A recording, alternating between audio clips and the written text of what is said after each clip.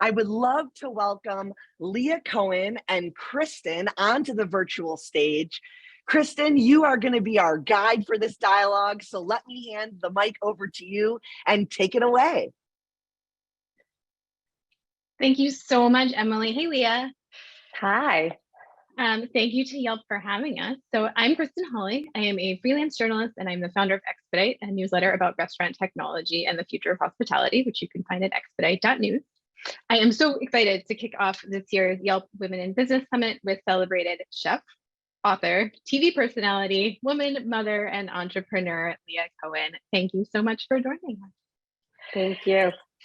So I want to set the stage a bit. What is keeping you busy right now? I mean, I have a lot of stuff going on. As you mentioned, I own 2 restaurants. I am a mom. I have 2 kids. My youngest son just turned a year old like 2 weeks ago.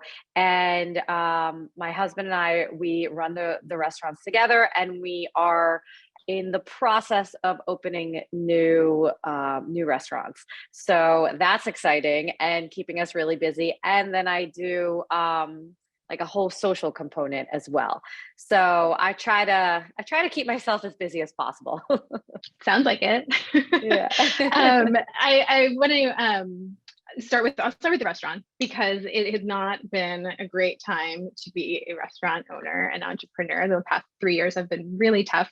You opened Piggyback, your second spot in New York, in January 2020, in the middle of Midtown Manhattan, near a bunch of office buildings.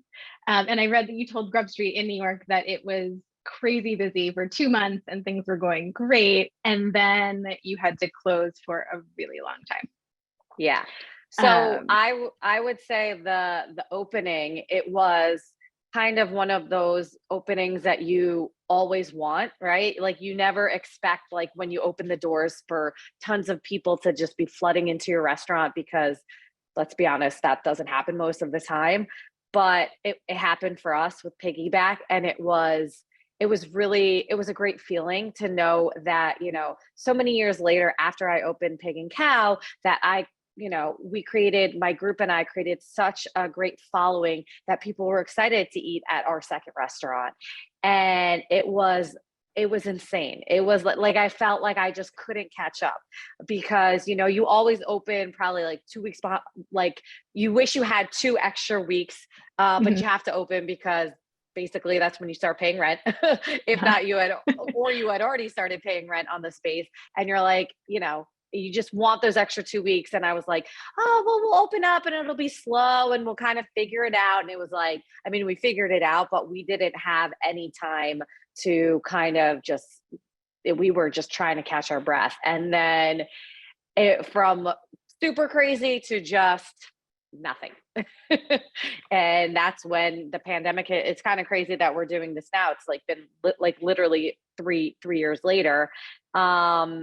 And it was intense. The reopening process, just trying to figure out what can we do. Like while we were very busy when we first opened, we still hadn't created enough of a name, because we were only open for 2 months in that area. And so if people were going to go to their go-to spots to get takeout and delivery, they weren't coming to Piggyback, because we just didn't build that brand awareness and that connection to our customers. They came to Pig and Khao, and people were super supportive for Pig and Khao. But like you mentioned, we opened in Midtown and no one was going into their offices. I mean, still people are only going like 2 to 4 days a week. And so, yeah, I mean, we reopened Piggyback about 15 months ago, and we were closed for so long. And it was really hard to rebuild, just to find staff. We opened with a menu of like 6 things, because we just didn't have the back of the house staff. And we were like, we need to get open, but we don't have the ability to open to a full menu. And it was one of the most challenging times, the reopening. Also figuring out how to manage 2 restaurants during a pandemic, that's also very challenging. I can imagine. I mean, there's not much that any of us could have done, not anything that any of us could have done to prepare for, you know, kind of what happened starting March 2020 and beyond. But when you reopened, you pivoted the concept a bit. Can you just talk through, you know, how you made that call, and, you know, how much of it was kind of just your gut instinct from your experience? Sure. So I think, you know, one of the great things that came out of the pandemic was people in I think every industry kind of band together and shared as much information with each other as possible, because we were all just trying to figure it out, right? And we all wanted everyone to succeed. So Piggyback actually just closed for probably 15 months. Pig and Khao, since we had such a following and we're in the Lower East Side, it's a very neighborhood location. We closed for about 3 months, and then we reopened. And we kind of were like, okay, let's do the takeout and delivery, because everyone was doing takeout and delivery. And then someone approached me to do Cook Unity, which was basically like a meal subscription platform. So we created, I think we made like 1,500 meals a week and packaged that, and that got sent out and delivered to people. We didn't do the delivery, we just cooked the food in and packaged it. And then we worked with Rethink, a charity that helped elderly people in Chinatown just get who were food insecure. So you know, we got $5, we got like $3 a meal, but every bit helped. So we had those two things, plus we were doing one other thing, plus takeout and delivery, and we were really just trying to do anything and everything that we could. Oh, we did Goldbelly as well. So we had like 4 little businesses under one roof.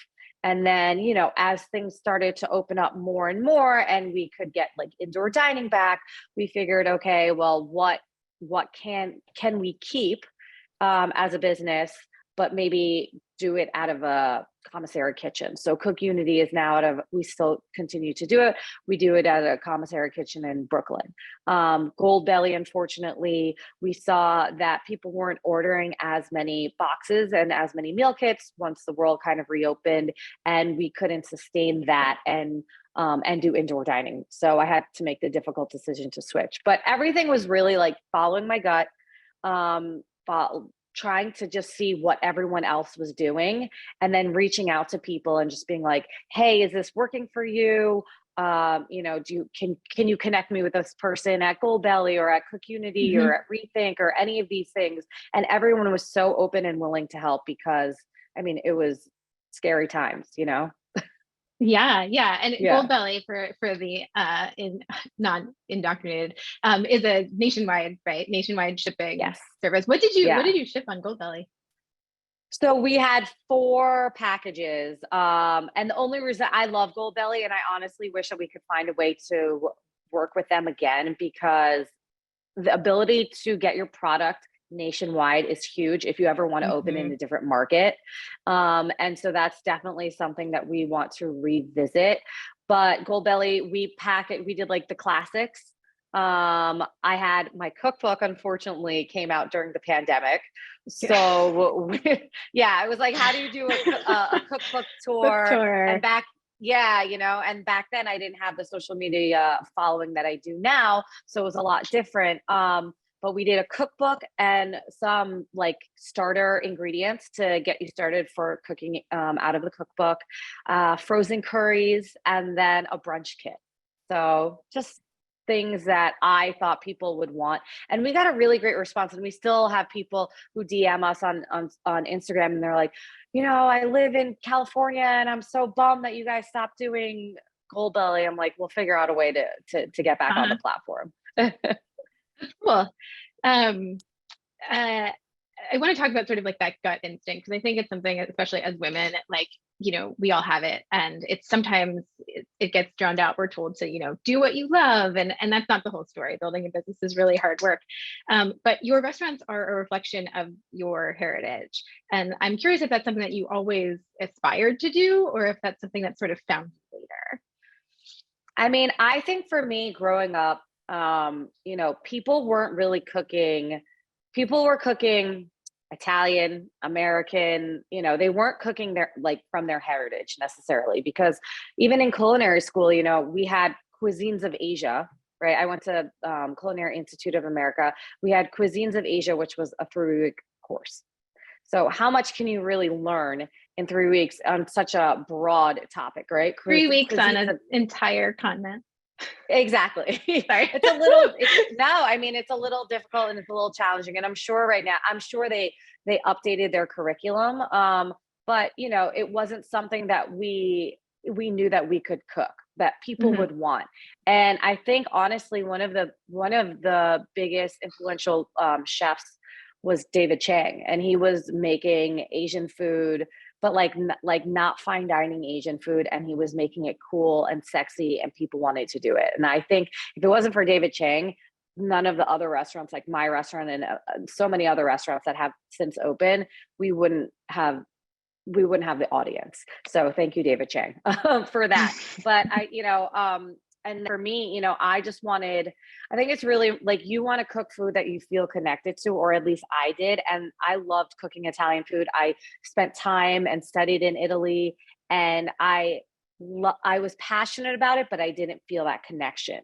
And I wanted, I feel proud that I cook Filipino food, and that other Filipinos look at me as someone who has helped spreading the culture and spreading the information about Filipino cuisine.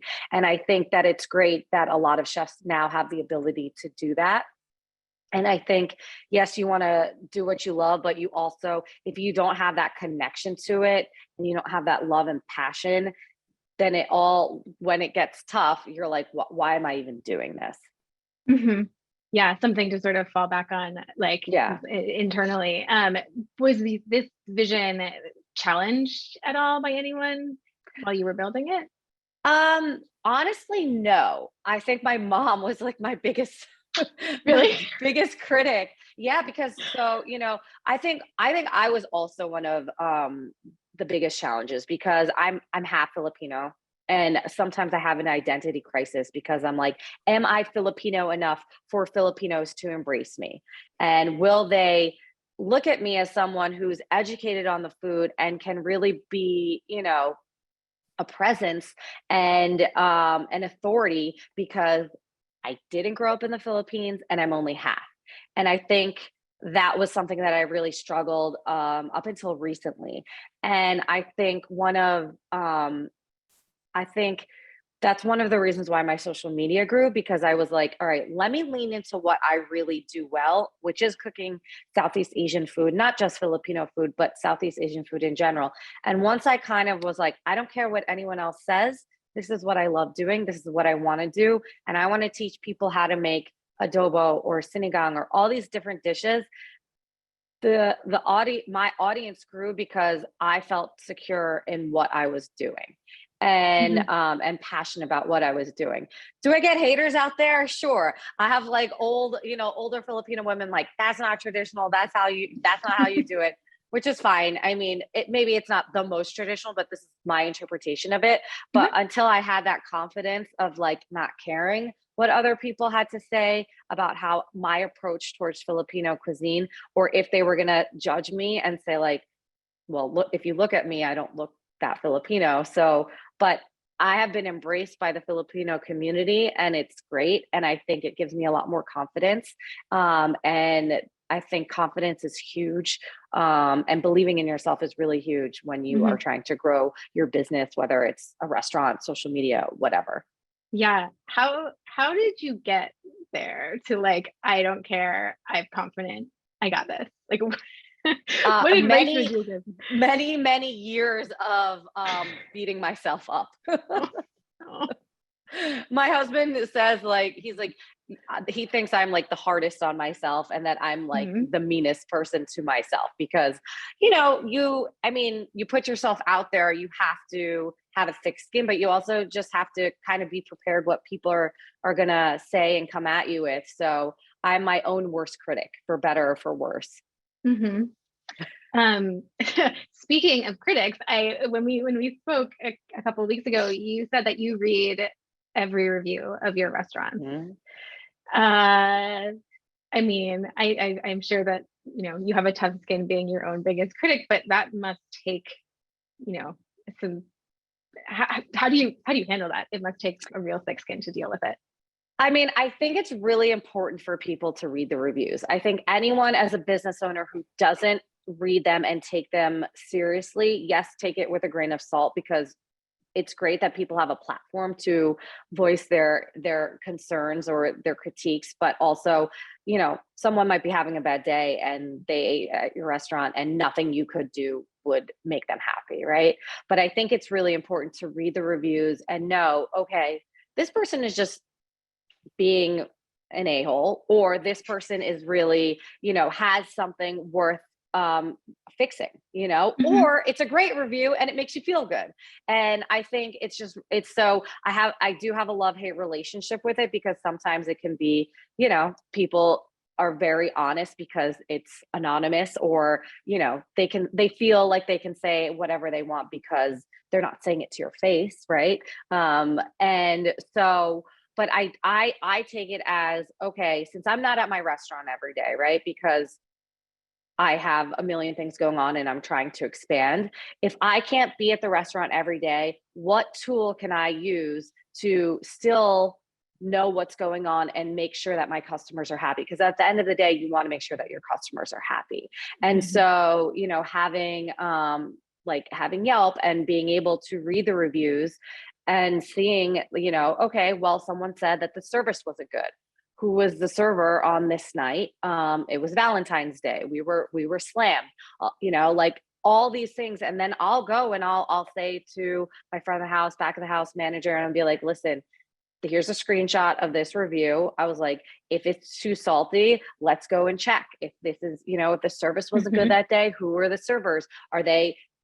Do they tend to have an attitude with customers? And you know what I mean? Like, these are the things, because I think it's really important. I think, you know, and then the great reviews are great, you know, knowing that like your food is consistent. They've been loyal customers who've been coming back year after year, and they know that, you know, they're out of town. And if they come back to your restaurant a year later, they're going to get the same food every time. Like, that makes me feel great. That lets me know that my staff is doing their job, that people are, you know, are still enjoying the product that I'm putting out. And so I think it's really important for you to constantly be looking. I don't think that you should obsess over it. I don't think, you know, that you should beat yourself up about it, but I think it's definitely a tool that you can use, especially if you can't be there every single day at your restaurants. It's really important to read them, as hard as it may be. Do you ever respond? I don't respond, but I have someone on the staff respond. Okay. If it's something like really, if it's something that is worthy of a response, for sure. Yeah. And what would that be? Like, I mean, if someone had like a really terrible experience. Yeah. Yeah, that's fair. Have you ever made any big changes based on online feedback? Anonymous online feedback? We have so there was a dish at Piggyback. It was called like the fried pho, and I knew they weren't like really. They were making it great when I was there, but it was like the pickup for the dish was kind of just like a pain. And I was like, I don't care. I love this dish. And we got a lot of negative comments because they just weren't cooking it the right way. They weren't cooking it the way that I showed them. And I took it off the menu because I was like, if it's constant and it's like, everything was great except this, or skip the fried pho dish. Like, I'm like, okay, there's no reason, just because I like the dish and the way I make it. If I were to make it, they would love it, right? But like I said, I can't be there every day and I can't micromanage. So I took it off the menu. Was that hard? No, it's fine. No? I mean, Pig and Khao has been open for 10 years. In the first 5 years, I had my hands in everything and I micromanaged everything. And then when we opened Piggyback in Jersey City, which has closed, which I will say, failure is the best way to not repeat your mistakes. I would say, you know, it taught me about stepping back and not having my hand in everything and kind of delegating and making sure that people can do their job, right? Because you have to have people in place, but you have to give them, in order to grow, but you have to give them the freedom to do that and have them make those mistakes and also be able to relinquish some responsibility. Yeah, that is probably a big challenge for a lot of business owners who are growing, right? To step back and cede some of the control to other people. I'd love to go deeper there. Do you have advice, tips? Is there like one thing that happened that made you, I guess you said you closed a restaurant, is there something that happened that made you realize like, I can't do all of these things at the same time, and I need to trust my staff? I think that, having one business or one restaurant, and having it be your only business is, it makes you have like tunnel vision, right? So when I opened up Piggyback in Jersey City, I realized, okay, well, I can't be there all the time at Pig and Khao. So how can I split my time in the best way possible? And then, having children, having to, be like, okay, well, I have 2 restaurants because Piggyback Jersey City closed, but then we opened Piggyback in New York. I was like, I have 2 restaurants and I have a kid. Then I had a second kid. And then, all those things that kind of take you away from the one original baby to start. It all kind of makes it realize like, oh, I didn't need to be there all that time. You know what I mean? I could have focused my energy on doing something else. But I think until you have that opportunity, or until you take that leap of faith to do something else, because I always think that you need like 9 side hustles. I think, you're not gonna step out of the situation that you're in, and you're always gonna have that tunnel vision. Mm-hmm, mm-hmm. I think, you're a working mother. I'm a working mother. I have 2 children. I'm sure plenty of people who are listening to this right now are working mothers. How does that fit in to, I think you said it actually like helped you as a business owner, like learn a lot of hard lessons. How else has that changed the way that you are approaching your work? I think I'm a lot more chill. I think, which is kind of weird because kids like are stressful, but I think that like I've learned how to let a lot of things go. Let it go. Because with a child, you cannot pick every fight with them because it's not worth it, right? So I think you have to just kind of let go and only focus on like the really important things. And one of the most important things in my life, or if not the most, is my family. And so I want to make sure that I can provide for them, but I also want to make sure that I have time for them, because I have a 3.5-year-old and I can't believe he's already that big, and then I have a baby who literally just turned a year old, and I was like, oh my God, I can't believe it's already been a year. So the time goes fast, as cliche as it really does. And I don't want to miss it. And I want to have the ability to spend time with them and take them on trips and, just do as much as I possibly can with them, because I only have a small window for them to think that I'm cool and want to be around me until they don't anymore. And then I'm not like the center of their world. And so I want to hang on to that as long as possible. And then, and then when they get older, like they can do their own thing and I'll be sad. But for right now, it's like, it's really important for me to just be there as much as I can. Mm-hmm. I mean, I think it's pretty cool. Like when they're older, they'll be like, my mom has cool restaurants. Let's go hang out. Like, yeah, what a dream. So I want to talk through some challenges, and I'm curious what the biggest challenge you're facing right now is overall as an entrepreneur. I mean, I think, everything is constantly changing, constantly evolving. I think there's so many different challenges. One thing that I will say is that, you have to kind of be able to adapt. And like, now, okay, so let's say social media, right? For example, it used to be Facebook and it used to be Twitter. And then it became Instagram, and now it's TikTok. And you're like, oh my God, there's all these platforms, which is amazing because it's really a great marketing tool. But you're like, do I have the bandwidth to actually do all of those things? And the answer is probably not, right? So you have to figure out what works best for you, for your industry. And for me, I think it's Instagram. Well, it's Instagram and social.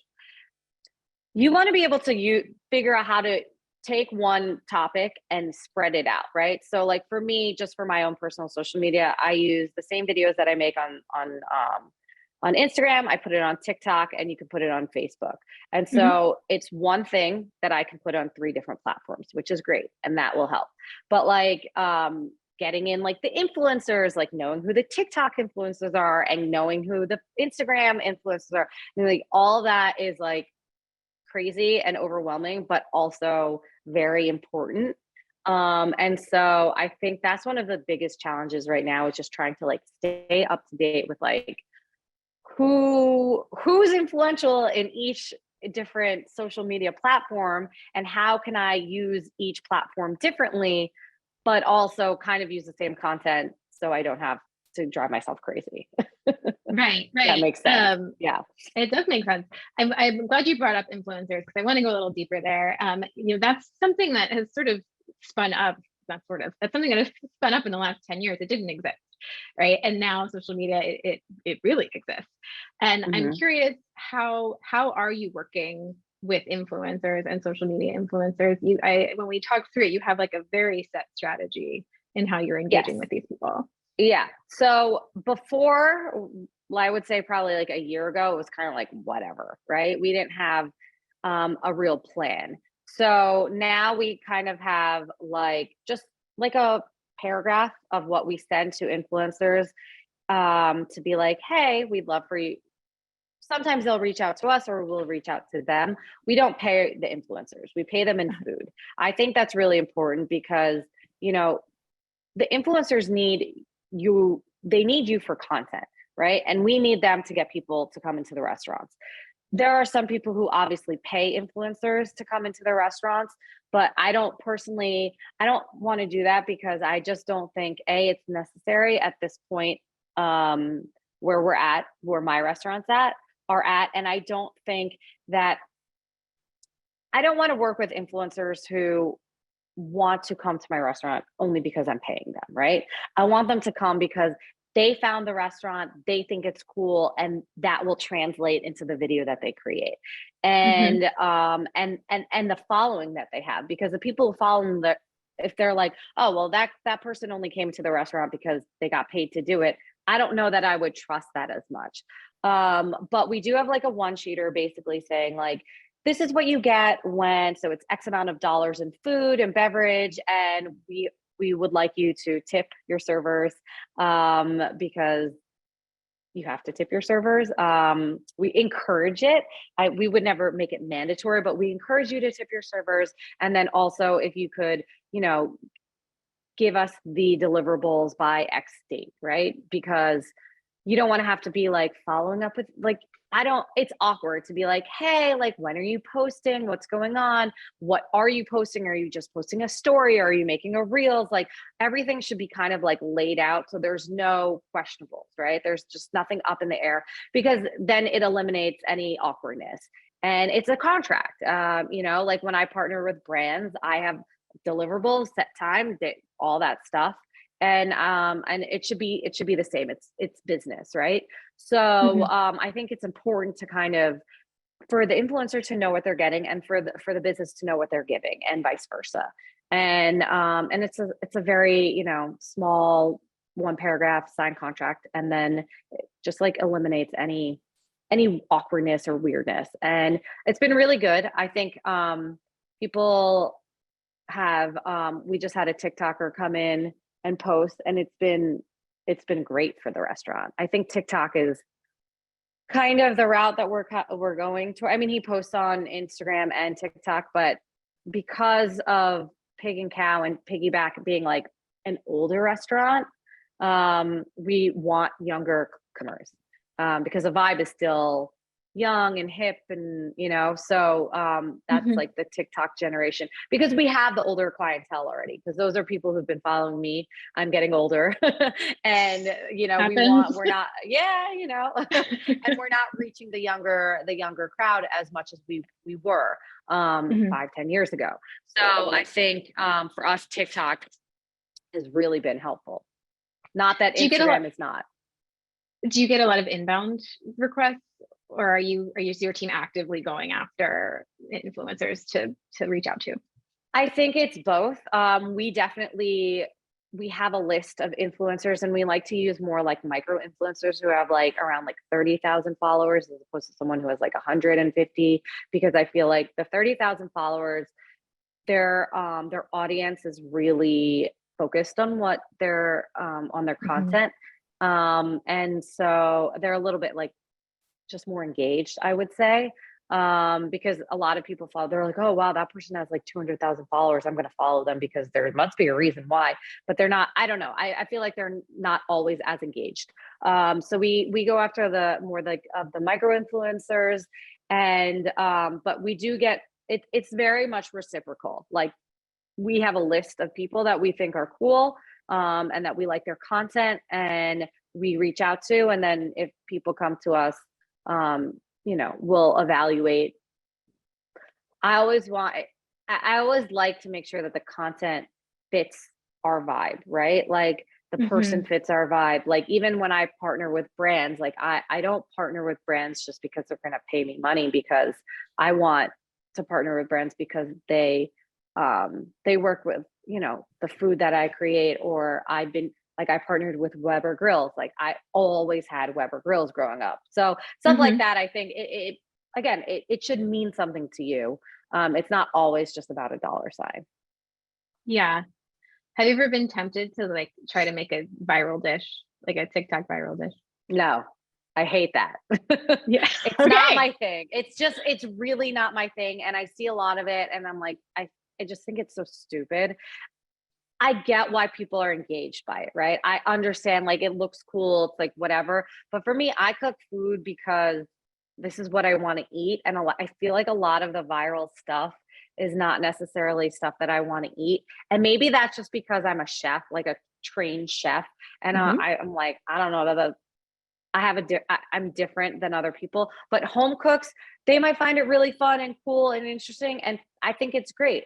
Anything to get people talking about food and more into food and aware about like ingredients, I think that's great. But for me, it's just not something that I'm into or that I would do. If it was a viral trend that made sense for me, maybe, but in general, no. Okay. I like watching it.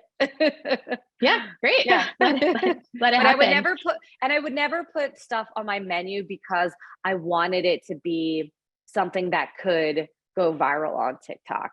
And it's funny because a lot of publicists in the past have been like, when your restaurant or your business hits like a certain age, right? You're not new and you're not hot, and you're not fresh anymore. And so it's really hard just to kind of still get press. And so, because you can get a huge following or bump in business from social media, a lot of publicists in the past have been like, well, why don't you make a dish like that could go viral? And it's like, I'm going to make food, put on my menu because it's a flash in the pan. You know what I mean? Just like all those restaurants that open and like everyone is like obsessed with them in TikTok. And then it's like 2 years later, it's like, it's not sustainable, right? It's like your 15 minutes of fame and then that's it.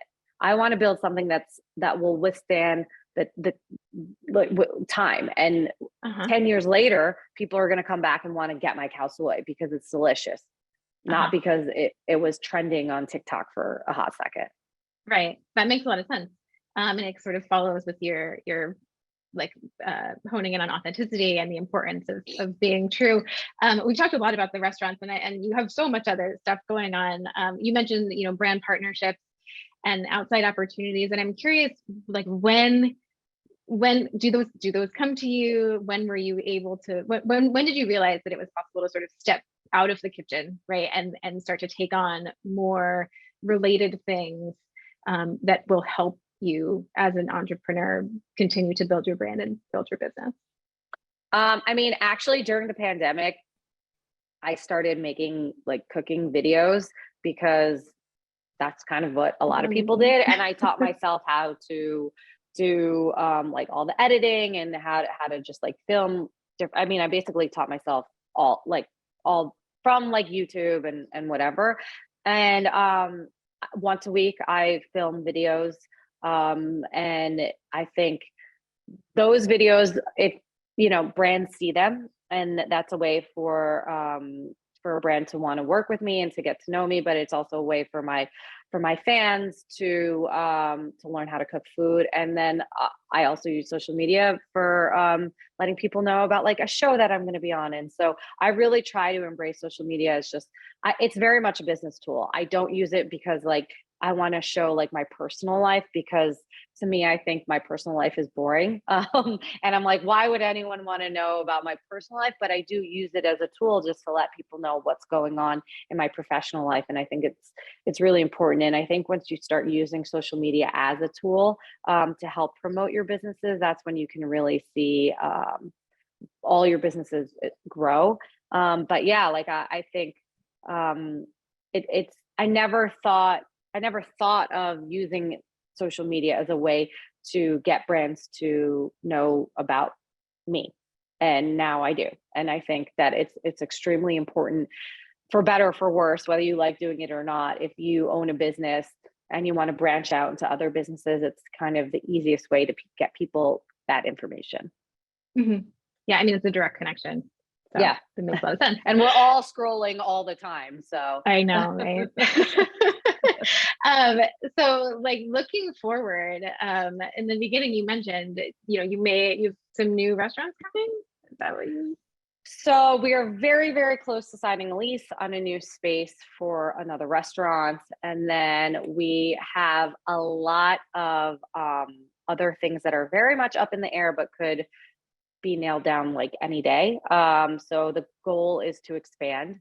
During COVID, I partnered with a group called Opry Crew, and they partnered with a few different hospitality groups, and they found restaurants that and brands that they believed in and that they wanted to make sure could make it through the pandemic financially.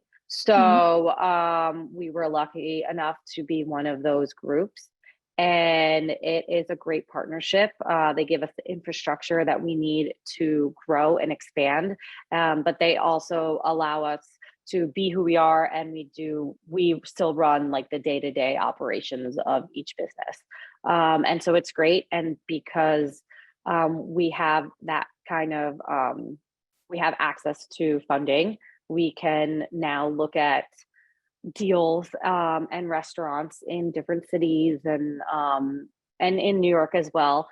And we have a lot more opportunity. Mm-hmm. So yes, there will be a lot more Pig and Cows, hopefully in the next 24 months.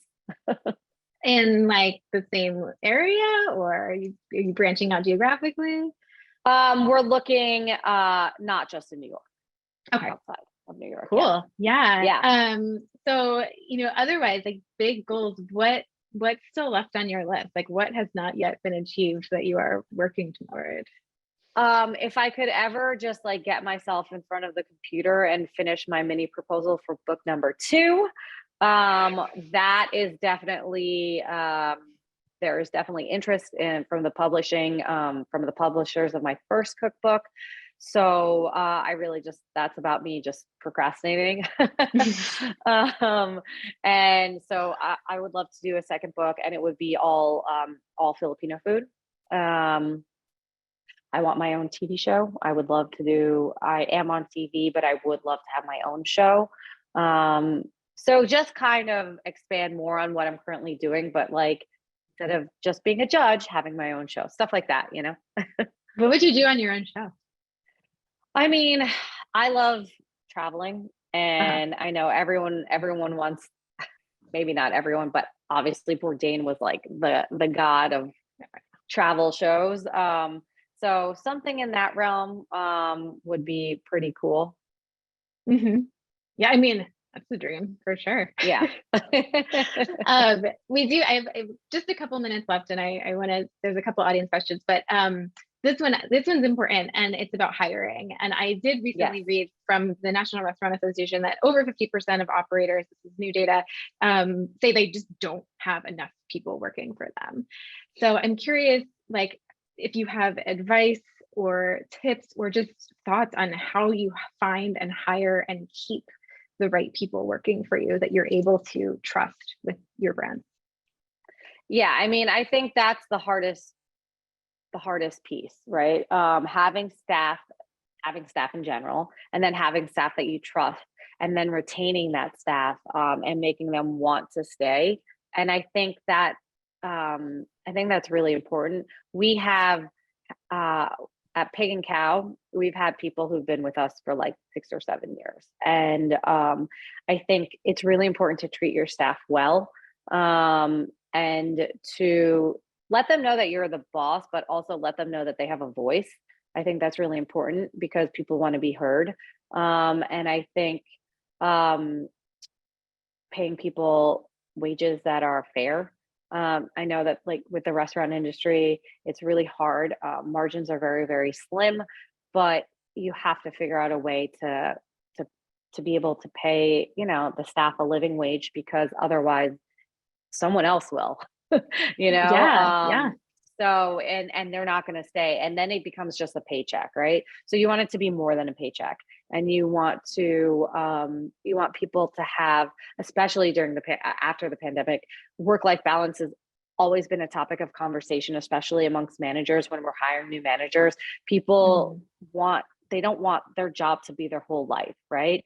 They want to be able to have the freedom to take some time off. They want, like they just want to know that they can, just like I want to spend time with my family, I want people to be able to have that time too. So I think that's all really important. You just have to hear what people are saying.